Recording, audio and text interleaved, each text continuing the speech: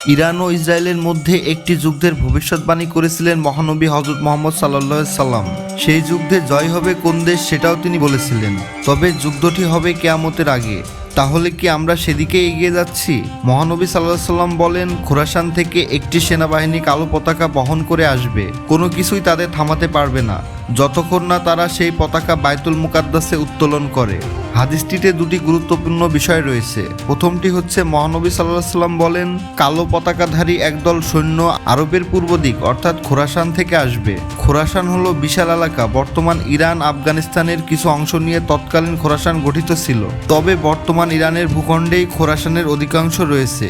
হাদিসটির দ্বিতীয় গুরুত্বপূর্ণ বৈশিষ্ট্য হচ্ছে, মহানবী সাল্লাল্লাহু আলাইহি সাল্লাম বলেন, সেই কালো পতাকাবাহীকে কেউই থামাতে পারবে না যতক্ষণ না তারা বাইতুল মুকাদ্দাসে পতাকা না উড়ায়। বাইতুল মুকাদ্দাস হচ্ছে বর্তমান আল আকসা মসজিদ, বর্তমানে সেটি ফিলিস্তিনি জেরুজালেমে অবস্থিত।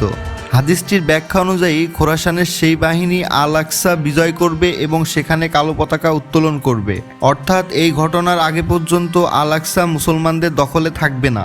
1980 সালে ইসরায়েল একটি আইন পাশ করে জেরুজালেমকে তাদের রাজধানী দাবি করেন। জাতিসংঘ সে আইন বাদ করলেও ইসরায়েল বর্তমানে জেরুজালেম দখল করে রেখেছে, অর্থাৎ খোরাসানের কালো পতাকাবাহী ইসরায়েলের সাথে যুদ্ধ করে আল আকসা বিজয় করবে। এই বিষয়ে মহানবী সাল্লাল্লাহু আলাইহি সাল্লাম আরও হাদিসে বলেন, তোমরা যখন খোরাসান থেকে আসা কালো পতাকা দেখতে পাবে তখন তাদের কাছে চলে যেও, কারণ তাদের মধ্যেই রয়েছে আল্লাহর খলিফা ইমাম মাহাদি। আগের হাদিস ও এই হাদিস মিল করলে দেখা যায়, যেহেতু খোরাসানের সেনাবাহিনীর সাথে ইমাম মাহাদি থাকবেন, তার মানে ঘটনাটি ঘটবে কিয়ামতের আগে। আর এই যুদ্ধই হবে আল মারহামা, যা মানব ইতিহাসে সবচেয়ে ভয়াবহ যুদ্ধ। আর এই যুদ্ধের মাধ্যমে ইমাম মাহাদির নেতৃত্বে আবারও সারা বিশ্বে ইসলামী খিলাফত প্রতিষ্ঠিত হবে।